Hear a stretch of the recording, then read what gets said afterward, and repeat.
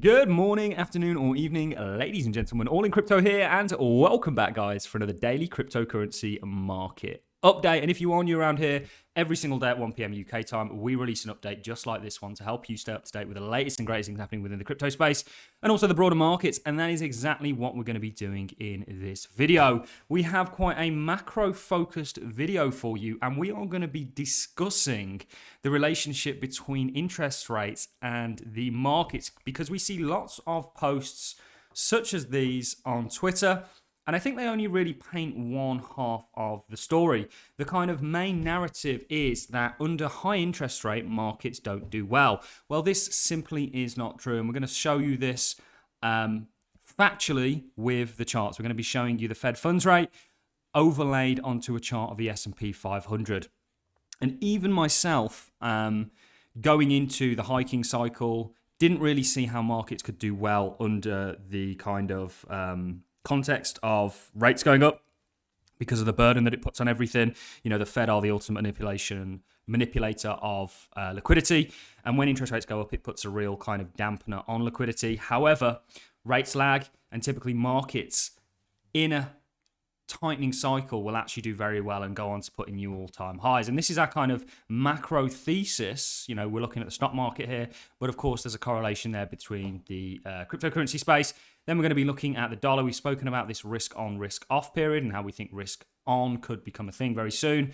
And we are going to be looking at that. We've overlaid a couple of other charts on top of our kind of risk on chart that we've been using, which of course is the dollar, overlaid with Bitcoin, the S&P gold. And now we've got debt, bonds, and we've got a real estate ETF, BlackRock's real estate ETF.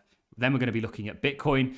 But I just actually want to start the video off. Yesterday, we had a lot of comments in regards to BlackRock. Now, I am not saying that BlackRock getting involved with the crypto space is going to do the kind of freedom side of things any good. In fact, I don't. BlackRock are not your friends. I saw lots of comments saying that, you know, why are we trusting BlackRock? Why are we praising BlackRock's involvement in this market? And it's not that we're calling BlackRock a friend. It's more that we understand what BlackRock will do for this space from a kind of monetary point of view. You know, they will turn it into instruments that they can then sell and push onto their clients and make money off of, thus pumping liquidity into the likes of Bitcoin. And that's why they want a Bitcoin spot ETF. It's not a good thing that BlackRock are getting involved for the whole, you know, Satoshi's vision and the whole kind of ethos of Bitcoin and the crypto space, or some of the crypto space. But it is a good thing from a price point of view because largely Wall Street in America certainly has been kind of fenced off from getting involved in the crypto space. And with a Bitcoin spot ETF, this is the kind of first barrier to be broken down in regards to opening the sort of institutional floodgate that I do think we are going to see entering the cryptocurrency market. But crypto at the moment is very boring. It's very lackluster. Bitcoin needs to do quite a bit. Of course, we know what happened here with the false news, the false alarm on the spot ETF. However, an ETF will come, and I think it's a really good kind of taste of what's to come. So before we get into all this, before we look at kind of risk on, risk off, and where we are, and before we look at the SPY overlaid with interest rates, let's just talk about what we're seeing a lot of on the moment. And the reason that we got long at the start of the year, or one reason, was because we actually thought that the macro conditions that we were in would support upside for the markets. Now, that sounds very strange at a time when the Federal Reserve are upping interest rates. You know, they're being tight with monetary policy, whereas, you know, we know markets typically do better under quantitative easing. However, markets actually do pretty damn well under monetary tightening, and they typically crash after it has occurred. And I want to talk about this because this is fundamentally where I have disagreed with the bears this year. And I think we've been very right on the stock market, very right on things like gold, even Bitcoin. You know, Bitcoin up 60%. You guys know, and we could quite easily lie about it, but we predominantly are in altcoins. Altcoins have had a lot of a tougher ride, but we do think eventually they do turn around and outperform. And we still do believe you are going to have a risk-on environment into a crash, into the yield curve on inverting. And I really want to talk about that because this is going to give people a kind of overview of where I personally think the markets are and are heading. I do think a crash is coming. I just don't think it's yet. And I think the markets will rally. And this is a factoid here.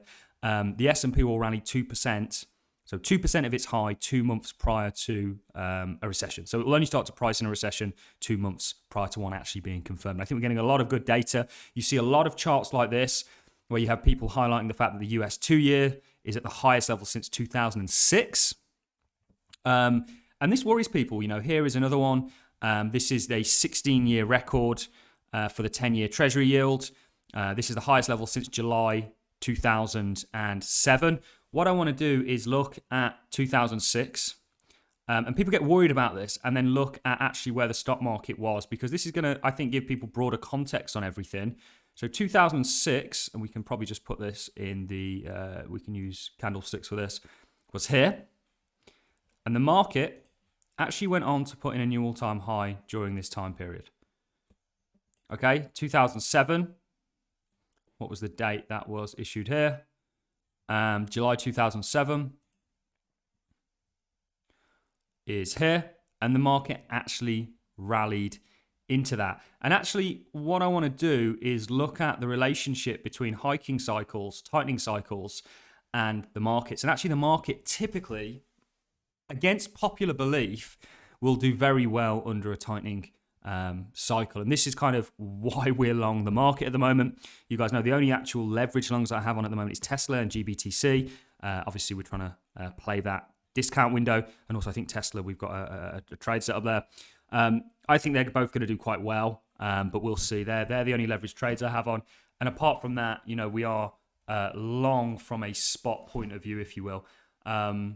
Ultimately expecting the markets to do well. And this is one good reason why we think that. So you see lots of this on Twitter. You also see stuff like this. So the US Treasury Secretary Yellen, the US economy is in a good place. And then, of course, you always get these replies. The caliber of economists on Twitter, Twitter is both the best and the worst place to get information. But the caliber of economists, the caliber of traders, the caliber of sort of crypto people is extremely low. Not to pick on this individual here. I'm totally unfamiliar with them. He may be amazing. But you always see people say to people like Yellen coming out and saying the US economy is in a good place.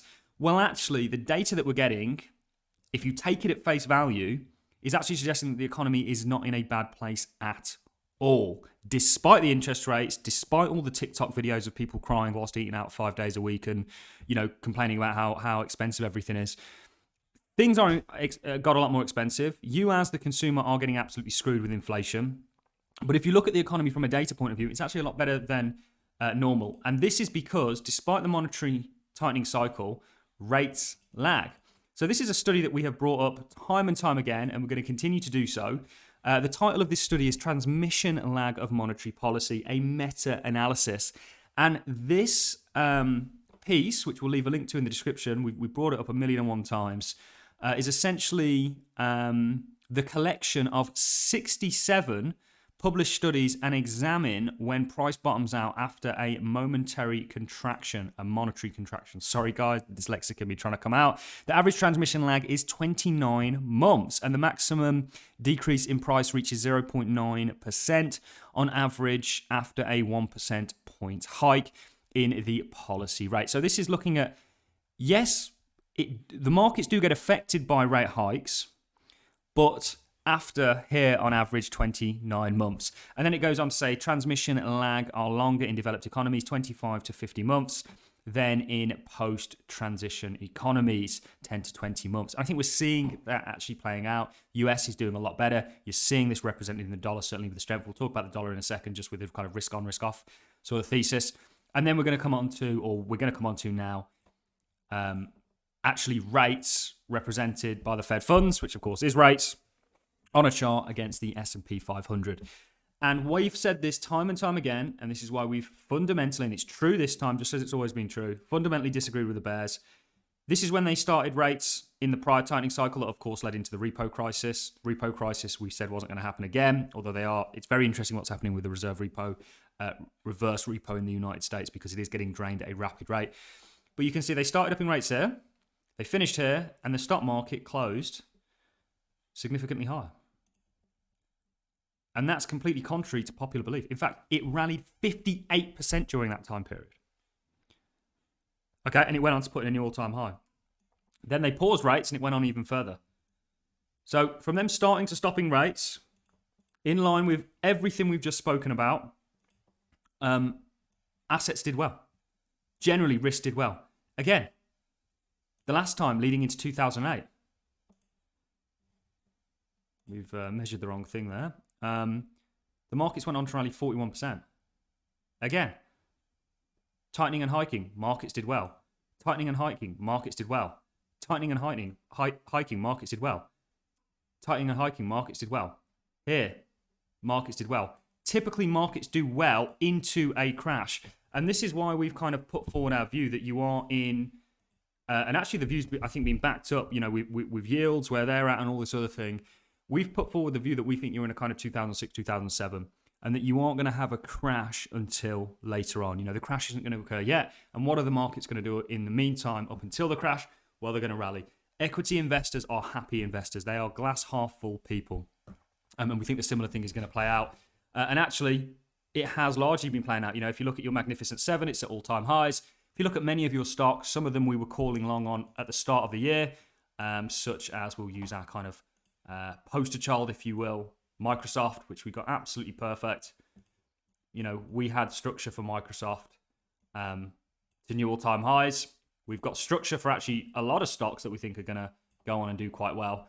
And of course, it reached there. Now it's having a bit of a rest, and we're looking for that turning around. So the real question is, when's that turning around going to happen? Bitcoin and crypto have been swimming against the dollar's sort of macro headwind, the risk-off headwind that is the dollar strength, and of course, bonds going down and everything. And we've looked at and we speculated last week at a potential turning of this based on how the dollar closed the prior Friday. And you have had that for stocks. You've certainly had that for gold. Crypto has done that. And by crypto, I mean Bitcoin. Altcoins are getting hit pretty hard. The dominance trade was, even though we were literally probably the only channel calling a bottom at 15K and positioned accordingly, we really, I think, didn't play the Bitcoin dominance trade as well as we could have. I'll totally admit that. And altcoins, a lot of them have actually gone on to put in new lows and have sold off since. It's not been a great ride for them. But this is a representation of sort of risk on in the colored charts, and then risk off, of course, is the dollar and it going up. We've added TLT on here. It's interesting because some of what you'd consider risk on is continuing to sell off, like the bond market, which I think is in real trouble, which could also, strangely, there's sort of intermarket relations be why gold is actually doing quite well. Bonds going down, people might look for gold as a kind of different trade, if you will, and potentially even equities. And then if we look at housing, everything's kind of had a bit of a risk on period when we said it would based on this dollar close.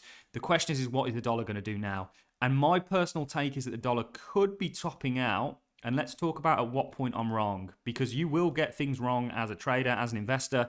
The difference, in my opinion, between a good and a bad trader is how you deal with being wrong. Ultimately for me, if you took this high out, that would put real concerns in. And certainly here, then you're continuing in what is going to be a longer run to the upside. The dollar, I do think, will top out. When exactly? Is it now? Well, we'll have to see. We're not actually going to call that. Just like we said very early on for the dollar, don't bet against this sort of move. It's long overdue. It's taken a beating, and you're getting a lot of sort of data. The thing with the dollar is that I'm watching more so for this kind of risk-on period is it against other currencies. Remember, the Dixie is largely pegged against the euro. It's at a pretty significant level in relation to the euro. It's finding a bit of a top. Does it push through this or does it sell off? And that's going to create a risk-on period that crypto will hopefully do well in. And this is when you're really going to see your altcoins shine, in my opinion. And actually, I am doing a meeting with my patrons where we're going to look at my portfolio later. But I will share this with you. This is others. And actually, I'm going to get off this chart because we've got all the others on there, and I'm going to go and look at this. This is others market cap. We don't want market cap, sorry. We want dominance. Your altcoins are going to perform, ladies and gentlemen. It's just a matter of time, and I actually think this is going to coincide with that risk-on period. And of course, the broader context of what we've looked at with, we think markets are going higher. We think you're just in a bit of a turbulent period. There's lots of uncertainty. They need to assert and take that direction. October hasn't really been spectacular, but altcoins I do think will perform eventually. We don't see anyone else looking at this kind of analysis. For me, with Bitcoin on the short term, you're still in this range. We can definitely see a downside scenario playing out, which we've looked at, which is a head and shoulders, deeper C wave. But we can also see the possibility of you taking that 30K and really slicing through the levels above it. and heading up to 40. We need to just see what happens, whether we're going to get that deeper correction, which is going to coincide with losing 25k, run you down to maybe 1920, or whether we take the upside resistance. So that is really all we've got for you guys. Lots of interesting things going on. I kind of wanted to go into this because I think a lot of people see this kind of stuff on Twitter and they get very alarmed, whereas actually, you know, if you understand this stuff with a bit of context, a bit of historical context, you don't need to be as alarmed as the kind of headlines are out there. And I think crypto is in a very lackluster place. We've seen YouTubers actually capitulate and shut down. You know, we actually get more views than a lot of your channels with hundreds of thousands of subscribers. And long may that continue. And I think it's because we bring content like this. So that's really what I've got for you guys. I'm going to love and leave you to your wonderful Wednesdays. If you have enjoyed this content, as always, a like is really appreciated. And so is a comment. A bit of a longer one, but I really wanted to cover more of a broad topic.